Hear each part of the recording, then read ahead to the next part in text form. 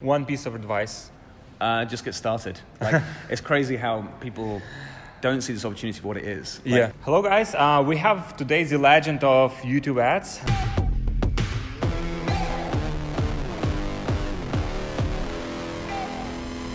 Tom Breeze, and so Tom runs, it's one of the biggest direct response YouTube advertising agencies, right? Yeah, exactly. For performance-based companies, we are the highest spending agency worldwide, apparently.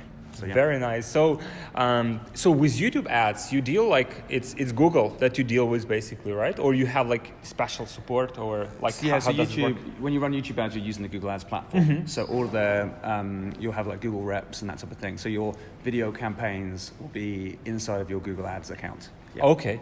And so with YouTube ads, so I know we chatted a little bit about it yesterday. So what are typically the the learning curve, right? For example, for the average marketer who wants to kind of leverage YouTube ads platform, yep.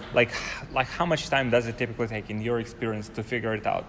That's a good question. I think that we have a program where we're saying right, in 12 weeks we think someone can go from not knowing anything about advertising on YouTube to the point where they're a bit of a pro sort of thing. Because it's laid out in a very step-by-step process, the way that we work. So as an agency, we have all of our SOPs, our kind of standard operating procedures, working in such a way where we can say, all right, we start here, we get the data, we move to the next stage, we get the data, move into the next stage. And so we're always trying to progress and expand. But yeah, it doesn't take that long. I mean, you normally want to work with some sort of creative team to really get the best results. If you're not familiar with that world, so getting a script writing, getting someone who can shoot the videos and edit the videos is really key. But then if you're an ad buyer and you're used to that process, it's more just learning a new platform. That's the way to look at it.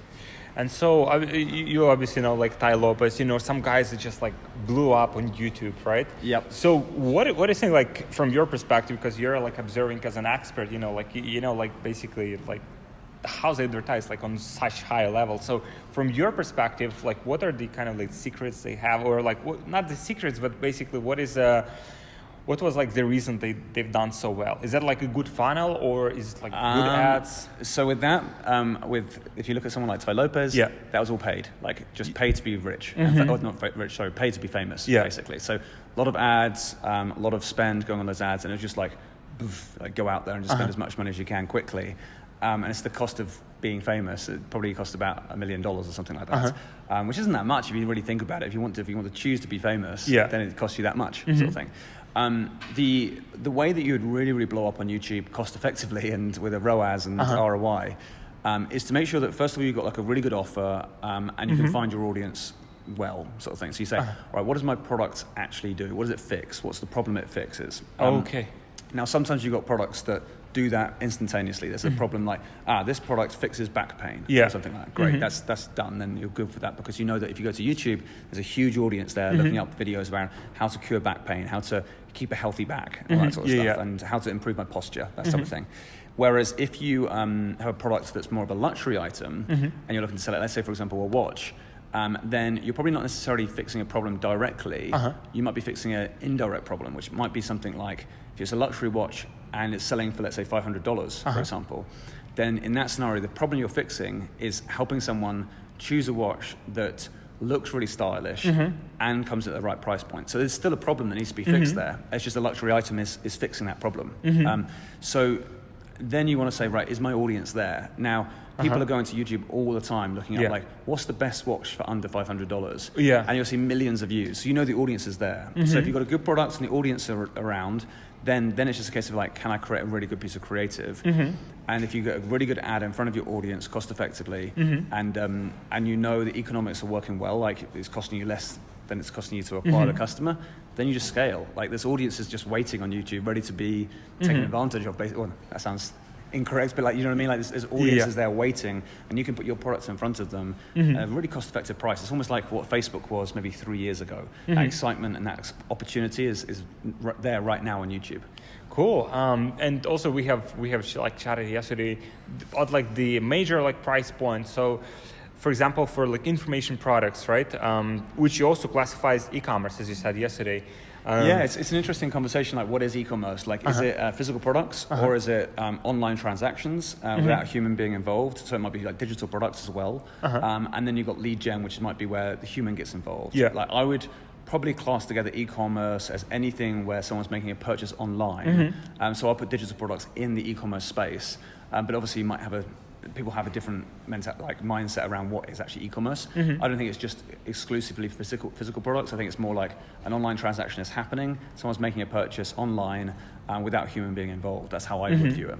Cool. And so like in terms of the budget that like for average person you're saying like that it would take them, so obviously they would, let's say a person who would take your training, right, and they would like follow it step by step, what is like the, I found like, for example, with Facebook, I always tell people that, you would need like this much money, like to like $10,000-$15,000 until you kind of like get good at it, like in practical experience. Yep. What is that for YouTube? Is that like more or less? I can normally find that within the first $500 worth of spend, whether a product's going to sell well or not.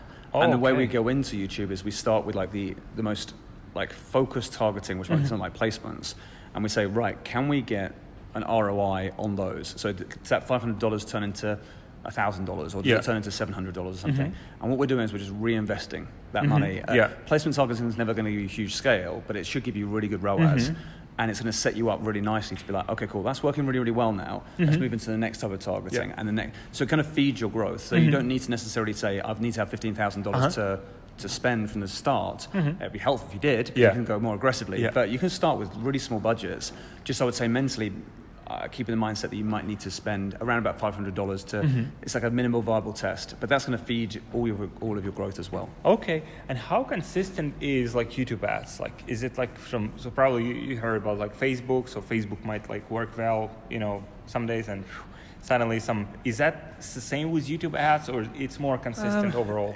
You get a lot more consistency with Facebook with YouTube, if you're running it in the right way. Okay. So, a lot of people run YouTube ads and they kind of get some success with a campaign. And then Google will say to you, okay, you can triple your budgets. And they go for it and they triple their budgets. Then it says, okay, you can do that again, triple again. And they do it a few times. And then they've got like one campaign might be spending more than $5,000 a day. And when you have that, that's when the volatility can come in. Because it's like you're borrowing so much of Google's AI to acquire those results that if you are putting too much budget into one type of campaign and there's a slight change, all of a sudden you can spend another $5,000 but see a 10% drop in your sales rate, but that can move you from really positive to really like negative potentially. And so if you're running it like that, then you will get volatility. If you are able to spread that cost across multiple campaigns, you have more control and you're spending less. And then if like 3 of them have fluctuations or something, you're like, well, great, I had another 10 that went really strong today. So you're expecting fluctuations, but you're spreading it across more campaigns so that you realize that, okay, there's consistency across the accounts, but not maybe in individual campaigns. And how is learning happening with YouTube? Is it happening like on account level, campaign level, ad set level, or ad level? Like what is because like with Facebook, it's a lot of the learning happens on the campaign level. So you want to put like more of the ad sets inside of the same campaign. Okay. How is that with YouTube ads? So it's very different with YouTube. So it's difficult to do a like-for-like comparison, but you still have campaigns instead of ad sets. We call it ad groups, and you have your ads inside of your ad group. When you have one campaign, you're deciding your daily budget at the campaign level. And with the ad groups that you have, if you're going to put loads and loads of ad groups in there, what can sometimes happen is that one ad group can start hogging the budget. And so the rest of the ad groups don't get the time to spend on a daily basis. So if that's happening and you've got lots of ad groups in there, and you're limited by budget, but you don't want to spend too much more budget, I'll split it out again into more campaigns, just so you've got more control and you can allocate the budget more easily. Because I think that my advice on this might change in 6 months or something like that. But right now, splitting it out, and so you've got more granular control, and let Google help you out with some of its AI. That's the way to control it right now. In 6 months' time, as the AI improves, it might be the sort of thing where you say, well, look, just lump it all together and let Google get on with it because they just know what's going on.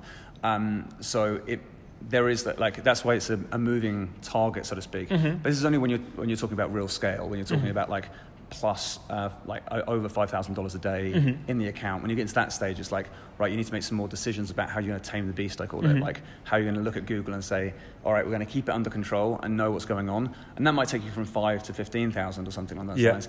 And then it becomes another decision point where you're like, okay, well, now do I put it back together or do I keep on like rolling out? But it's becoming a really powerful platform for you there. So it then becomes a little bit bespoke, and it's worthwhile keeping an eye on how your campaigns are performing.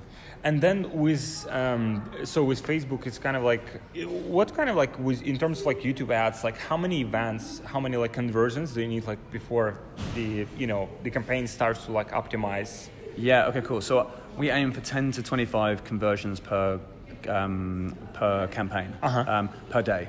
Okay. So if we're hitting, let's say, for example, 7 conversions, you're right on that precipice where the AI has probably not got enough data going through it to optimize. So we like to get it to about 10, but if you go beyond 25, you start getting to the point where you're probably spending too much inside of one campaign and you can afford for it to be split up. Okay. So you split up, let's say, for example, you are getting 30 conversions, then if you were to split that into maybe 3 different campaigns, that's 10 per day, and then you can kind of like start scaling those ones up more aggressively as well. Okay, cool. So like if people wanted to like start with YouTube ads, so can you tell us more about like your program, like how you help them with your program? Yeah, so our program is designed in such a way where at every step there's kind of like a lot of help going along the way sort of thing. So the first part is like thinking about strategy, thinking about like what your product is, who you're getting in front of, what the message needs to be and what the angle needs to be sort of thing. So figuring that piece out to begin with. And then you start moving into video creation and a bit of rapid research, we call it as well. So like starting with a minimal viable ad, which doesn't have to cost a lot. It's just more a case we have a tool to help you script your video ad. Oh, nice. And then we have software that helps you find your audience as well. So very nice. It just really, really helps you along the way.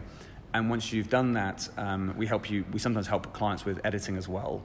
And once they've come through and they've got to the point where they've got the ad and they've got the creative, it's just a case of building the campaigns. But we have like weekly calls and a Facebook group so that everyone in that group can just ask questions, get bespoke advice, because I know that sometimes it's much easier being on a group call than being like, I need help with this specifically, and it's like a 2-minute answer that I need, sort of thing. And so it's like we do a group call so everyone can learn from each other, but it means that like on a weekly basis you're getting a touch point with somebody that can really help you out. So that's the whole program, and it kind of gets people off the ground, gets to the point where it's like probably $5,000 per day spend. Very nice. And once you're at that point, it's like it probably becomes like you don't need the training so much, you're making your own decisions at that point. So cool. And then people can work with you like personally, like do you work with clients like where you help them like was done for you service or?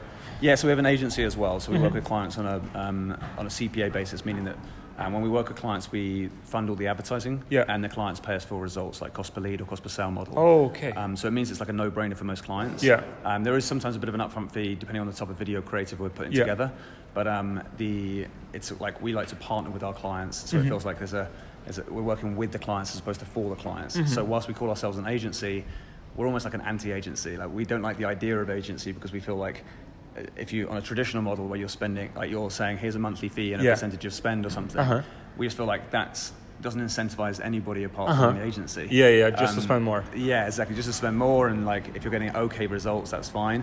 Whereas when we're invested in saying, right, we're going to be going out there and doing our very best to acquire sales at the right price, then and the client can't lose, then it means that the client's like, all right, we're both in the same boat here, like we're going to both be profiting here, and let's scale and enjoy our time together, so to speak. So it's a very different setup, but it's for clients, they absolutely love it. And how is like support? So we see, a lot of people, they complain for like Facebook ad support. Like, is it better with Google? So I'm not on Facebook, so I don't know what it's like at each level. But like when you first get started with Google, it's great because you have a phone number that you can just call with Google, and you're normally in touch with someone within a minute or so. So very nice. They're not all absolute experts, but they're normally going to troubleshoot problems for you, which is really good. As soon as you're starting to spend, Google have made a real investment in their Google reps that can help you give advice at certain levels. Very nice.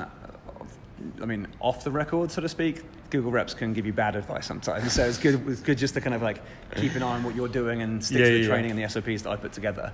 But then so you can get your own reps, but just be a bit careful. But then you do get to the point where if you're spending a large amount, you sometimes then get access to the much bigger reps. Dedicated. And they can be agency reps, and they're much more dedicated to you.